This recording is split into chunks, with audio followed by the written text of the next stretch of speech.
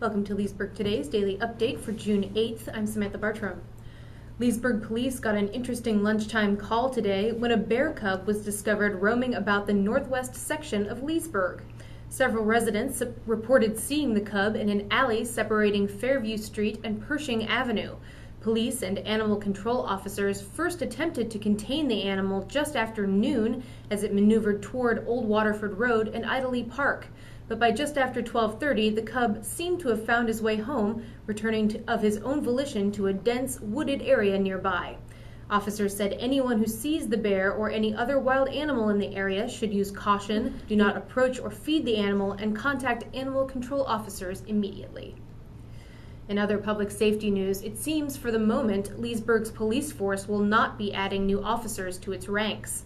The town council took up the subject of police staffing again last night after a vote on a proposal to hire 1 or 2 more officers was postponed during spring budget deliberations.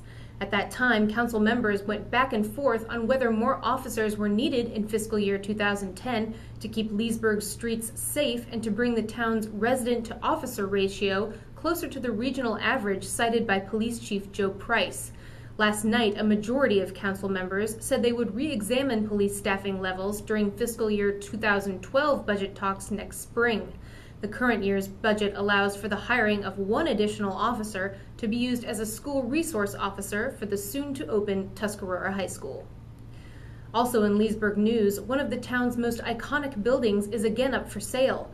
The historic Tallyho Theater and next-door Lalu Bistro, both owned by Don Devine, have been listed for sale at just under $2.6 million. Devine said he's in talks with several music venues he'd like to see settle in the theater space, but that he hopes to keep the restaurant establishment as it is currently set up.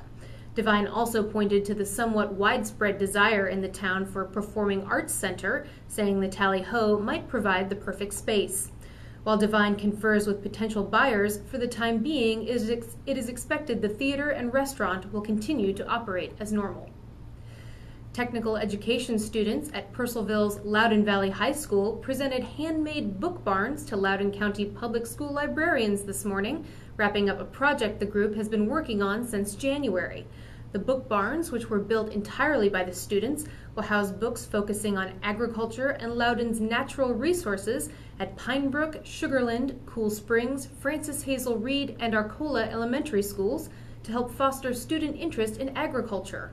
The project was completed in conjunction with the Virginia Foundation for Agriculture in the Classroom, a statewide educational program that provides teachers and school staff with resources to integrate the study of Virginia's agriculture and natural resources into their curriculum.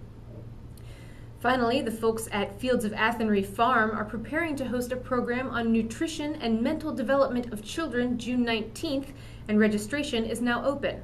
Guest speaker Sally Fallon Morell will lead the discussion and conduct a question and answer session afterward. She is currently president of the Weston A. Price Foundation and author of the best-selling cookbook Nourishing Traditions. After the lecture, guests will enjoy a meal prepared by Chef Pedro Matamoros of Silver Spring's 8470 Kitchen and Bar. Menu items will be culled directly from the farm's large bounty and will include an array of roasted meats, fresh raw milk from Lands of Old Dairy, and other treats. The program is free to attend, though space is limited. For further information or to RSVP, send an email to the address you see below or visit fieldsofathenryfarm.com. For more on these and other stories around our community, visit us online at leesburgtoday.com.